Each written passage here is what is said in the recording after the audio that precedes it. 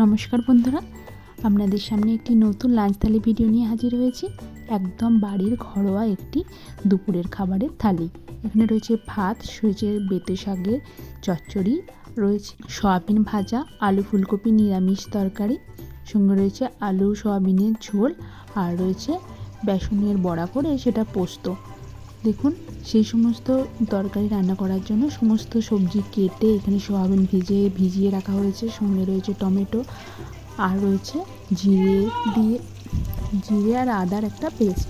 এখানে ফুলকপি আলুর তরকারি বানানোর জন্য ফুলকপি ভাজতেও দেওয়া হয়ে গেছে। ফুলকপিতে হলুদ আর নুন মাখিয়ে রাখা হয়েছিল, তারপর এটা গরম তেলে দিয়ে ভেজে নেওয়া হচ্ছে। ফুলকপির তরকারি বানানোর জন্য সঙ্গে রয়েছে আলু। এই আলুগুলোকে ডুমো ডুমো করে কেটে ধুয়ে রাখা হয়েছে। ফুলকপি ভাজা হয়ে গেলে ওই তেলেই আমরা আলুটাকে এখানে দিয়ে দিয়েছি।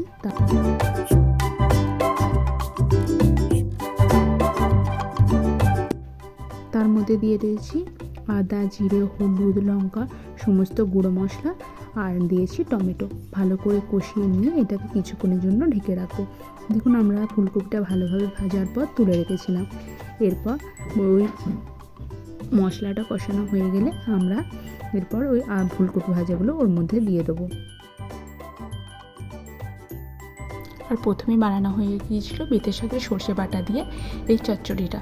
এই শীতকালের সময় যখন আলু ওঠে তখন ওই আলু বাড়িতে যে বেতে শাকটা হয় তার চচ্চড়ি খেতে খুবই ভালো লাগে। এখানে ঝাল ঝাল করে চচ্চড়ি বানানো হয়ে গেছে। দেখুন, এখানে ফুলকপি দেওয়ার পর আমরা পরিমাণ মতো জল দিয়ে ফুটতেও দিয়ে দিয়েছি। এই ফুলকপিটা ভালো করে ভেজে রাখলে তাই অল্প পরিমাণ এখানে সেদ্ধ করে নেওয়ার পরে দিয়ে দিলে দারুণভাবে সেদ্ধ হয়ে যায় আর খেতেও দারুণ লাগে। সব থেকে ভালো কথা হলো এটা বেশ ভেঙেও যায় না ডালগুলো, আর দারুণ ডুমো ডুমোও থাকে। ভালোভাবে এটাকে ফুটতে তারপর ঢাকনা দিয়ে দেবো যাতে এটা সেদ্ধ হয়ে যায়। দেখুন, এটা সেদ্ধও হয়ে গেছে, তরকারি রেডি। এটাকে আমরা কড়াই থেকে নামিয়ে একদম রেখে দিলাম। এরপর আমরা আলু সয়াবিনের নিরামিষ তরকারিটাও বানিয়ে নেব। বৃহস্পতিবার বলুন বা শনিবার যারা যারা নিরামিষ খান তারা তো জানেন বিভিন্ন রকমের সবজি দিয়ে তরকারি করতে ভালোও লাগে, আর ওগুলো বদলে বদলে করলে ভালো লাগে। কড়াইটাকে ভালো করে গরম করে তার মধ্যে নুন আর দিয়ে দিয়েছি হলুদ। তার মধ্যে দিয়ে দিলাম হাত দিয়ে চেপে রাখা ভেজানো সয়াবিনগুলো। এরপর এটাকে ভালোভাবে ভেজে নিতে হবে। বেশ কড়া কড়া করে ভাজলে এমনি এমনি খেতেও খুব ভালো লাগে। নেড়ে চেড়ে আমরা সয়াবিনগুলোকে ভালো করে ভেজে নেব। কিছুটা পরিমাণ সয়াবিন এমনি ভাজাও তুলে রাখবো, আর বাকিটা আলু সয়াবিনের নিরামিষ তরকারির জন্য রেখে দেবো। ভালোভাবে ভাজা আমাদের হয়ে গেছে। এরপর এটাকে আমরা তুলে নেবো কড়াই থেকে। দেখুন, আমি কড়াই থেকে এটা তুলে নিচ্ছি। আমার তোলাও হয়ে গেছে। এরপর ওই কড়াইয়ের মধ্যে তেল গরম করে তার মধ্যে কিছুটা পাঁচফোড়ন দিয়ে আমরা কেটে রাখা আলুগুলোকেও ভেজে নিচ্ছি। তো 1 থেকে 2 মিনিটের মতো ভালোভাবে ভেজে নিতে হবে। তারপর আমরা এর মধ্যে দিয়ে দেবো বাটা মশলা, যেখানে আমরা রেখেছি আদা আর জিরে বাটা, নিরামিষ হচ্ছে যেহেতু, আর রয়েছে এখানে হলুদ গুঁড়ো আর ধনে গুঁড়ো, আর রয়েছে টমেটো। সঙ্গে কাঁচা লঙ্কাও দেবো, কিন্তু কাঁচা লঙ্কাটা ওটা ফুটে ওঠার পর দেবো, তাহলে গন্ধটা ভালো লাগে আর খেতেও খুব সুস্বাদু হয়। ভালোভাবে মশলা দিয়ে কষিয়ে নিয়েছি। কষানো হয়ে যাওয়ার পর আমরা গরম গরম জলও অ্যাড করে দিলাম। ভালোভাবে ফুটে উঠতে ভেজে রাখা সয়াবিনগুলো তার মধ্যে দিয়ে দিতে হবে। এরপর ঢাকনা দিয়ে 10 থেকে 15 মিনিট এটাকে একটু ফুটতে দিলে একদম আলু সয়াবিনের নিরামিষ তরকারি রেডি হয়ে যাবে। খুব সহজে হয়, খেতেও খুব ভালো লাগে।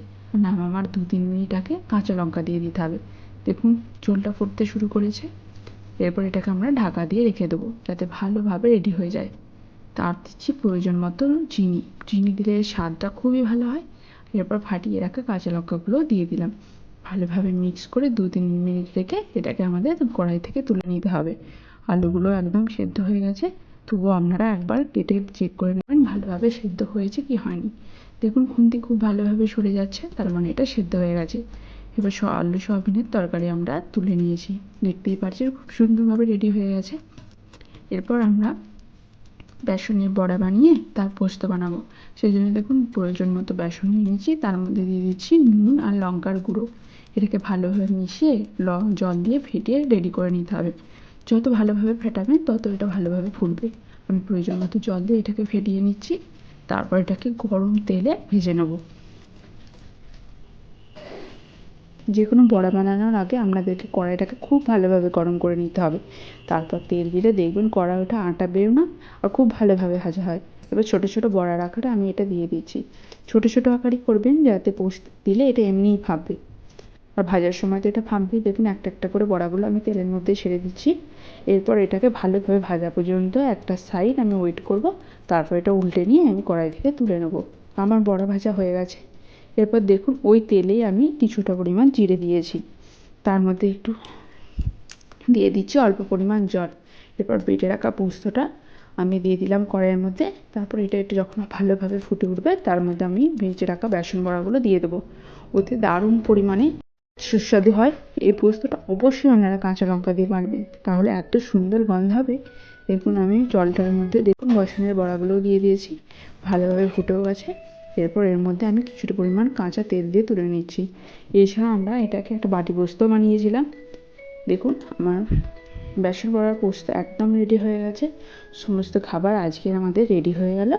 দেখতেই পাচ্ছেন এখানে রয়েছে ফুলকপি আলুর নিরামিষ তরকারি, সঙ্গে রয়েছে আলু সয়াবিনের তরকারি, বেসন বড়া আর পোস্ত, বেতো শাকের চচ্চড়ি, রয়েছে সয়াবিন ভাজা আর বাটি পোস্ত। এখানে আমরা খাবার সার্ভ করে নেব।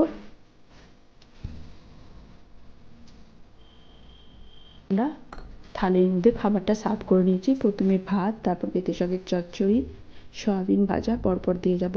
ভিডিওটি ভালো লাগলে অবশ্যই একটি লাইক করতে ভুলবেন না, আর একটি কমেন্ট জানিয়ে অবশ্যই জানাবেন কেমন লাগলো। পাশে থাকবেন আর বেল আইকনটি অবশ্যই ক্লিক করবেন। আপনাদের লাইক এবং কমেন্ট আমাকে নতুন নতুন ভিডিও বানাতে মোটিভেট করবে। অনেকদিন পরে ভিডিও দিচ্ছি বলে কিছু মনে করবেন না, অবশ্যই পাশে থাকবেন। আর প্লিজ যারা নতুন ভিউয়ার্স তারা ভিডিওটি সাবস্ক্রাইব করে পাশে থাকবেন।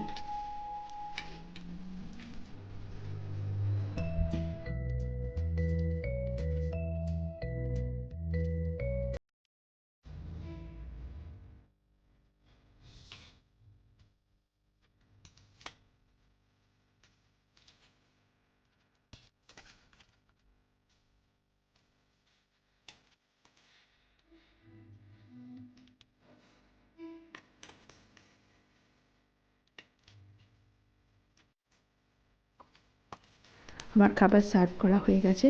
দেখতেই পাচ্ছেন আজকের এই নিরামিষ দিনে, শনিবার হোক, বৃহস্পতিবার হোক বা মঙ্গলবার, আমি একটি থালি রেডি করেছি। আশা করি আপনাদের ভিডিওটি ভালো লাগলো।